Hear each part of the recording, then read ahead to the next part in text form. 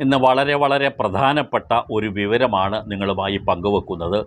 നിശ്ചയമായും നിങ്ങളെല്ലാം കാണണം.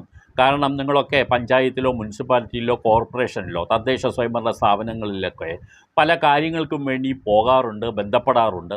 അവിടെ നിന്ന് നിങ്ങളെ കെട്ടിടവുമായി ബന്ധപ്പെട്ടോ നികുതിയുമായി ബന്ധപ്പെട്ടോ അവിടെ നിന്നുമൊക്കെ നിങ്ങൾക്ക് പലപ്പോഴും പല കാരണങ്ങളാലും നോട്ടീസുകൾ ലഭിക്കാറുമുണ്ട്.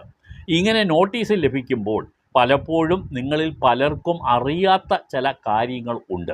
ഈ നോട്ടീസിനെതിരെ എവിടെ പരാതിപ്പെടണം, എവിടെ അപ്പീൽ കൊടുക്കണം, പലർക്കും അറിയില്ല. പലരും ഓടി നടന്ന് പലരോടും ചോദിക്കും നോട്ടീസ് വന്ന് എന്ത് ചെയ്യണം. പല ആളുകളും അതോടുകൂടി ബോധം കെട്ട് വീഴാറുണ്ട്. വീട് നിർമ്മിച്ചു കൊണ്ടിരിക്കുമ്പോൾ വീട് പണി നിർത്തിവെക്കാൻ സ്റ്റോപ്പോ മെമ്മോ കിട്ടിയാൽ, വീട് താൽക്കാലികമായി പ്രൊവിഷണൽ ഓർഡർ വീട് പൊളിച്ചു കളയണമെന്നോ അല്ലെങ്കിൽ അതിനെതിരെ വിശദീകരണം നൽകണമെന്നോ കാണിച്ചുകൊണ്ടുള്ള ഒരു PO പ്രൊവിഷണൽ ഓർഡർ കിട്ടിയാലോ, ആ PO കൺഫേം ചെയ്തുകൊണ്ടുള്ള കൺഫർമേഷൻ ഓർഡർ സ്ഥിരീകരണ ഉത്തരവ്